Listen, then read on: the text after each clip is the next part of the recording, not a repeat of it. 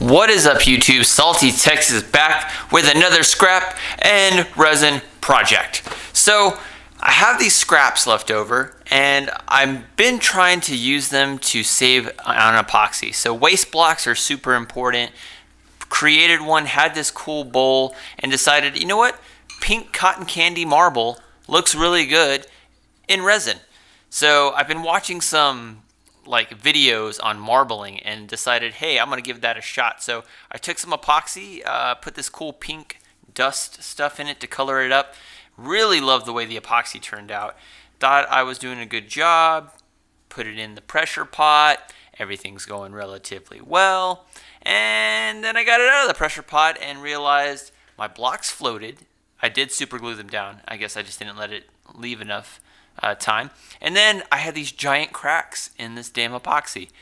So I'm already having a heart attack at this point. I'm going, oh my God, what am I gonna do? So we're vigilant on this channel. So of course, took the sander, sanded everything down nice and even, put the face plate on it, thinking, you know what, if we can get some kind of shallow little dish out of it, I should be okay. And here's me initially starting and then forgetting to actually plug in everything. So once we got everything kind of plugged in, turned on the lathe, started working the material. And the material was working really well. We didn't have a problem with the epoxy once we started turning it with the chisels. The problem comes a little bit later when you see these giant cracks in it that definitely affected the quality of the build. So once we got all this kind of turned down, hitting it with the round edge carbide tool, I'm thinking, okay, we can salvage something. I'm not going to have any real significant problems up into the point where we start to gouge it out, which you'll definitely see here in a little bit. So once we got a lot of the material worked off, I'm comfortable. I see these cracks and I'm going, okay, we're skating the edge here. And we have a couple of options at this point. We can either go ahead and put more epoxy on there or turn it down and just hope that it all kind of works out. And if you've watched this channel for any amount of time, we're just going to hope for the best. So definitely was very aware of these concerns definitely during this project. So once I decided to just go forth, now we're just starting to turn down the mortise and getting everything nice turned down, trying to salvage this project the best I can, taking real small, gentle little strokes because I was definitely aware that all it was going to take was one passing of the chisel or skew or carbide tool and it would just explode and hit me in the face. So got it turned down, got the mortise good, still held together. I really thought once I reversed it on the chuck that it was just going to splice open with the pressure from the chuck jaws, but it didn't. So here we are, got it reversed on the chuck, mortise is holding good, the epoxy for the most part is holding good, and not having any issues with it. We're just taking down that waste block that we had put in there initially, and I'm liking my chances of getting this actually built and completed. Taking real small, shallow little strokes, not being too aggressive with it. Now this is the part where I started to freak out. The pine board is great to use as scrap because it's soft. The chisel kind of just melts through it like butter. But once you started to feel the epoxy becoming more involved, that's when I started to get a little bit more scared because you could definitely feel it in the chisel. I felt like it was going to vibrate apart. So I was thinking, okay, just make a shallow little lip.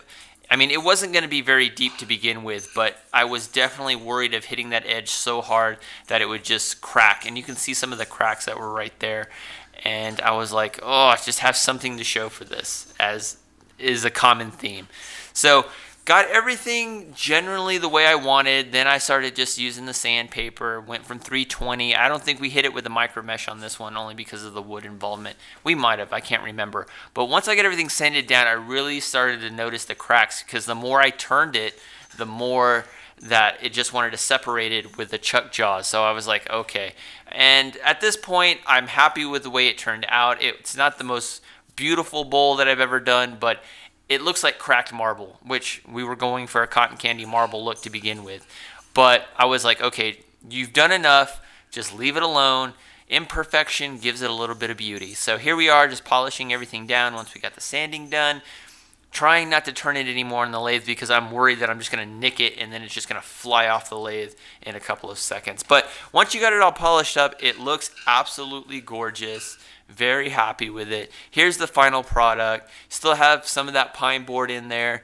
Still looking really, really good. So I was overall really happy with the way this project had turned out. Even though we had some problems that were very obvious and evident, I think that it turned out absolutely great. It looks beautiful. It literally looks like cracked marble, and absolutely stunning the way it looks. So hope you guys enjoyed this project. Don't forget to subscribe. I'll check you guys out in another project. Hopefully it goes a lot better, and I hope everybody's having a good holiday. All right, peace out. Alright, so project is done. Had some significant problems with it, as I showed you in the beginning, giant cracks.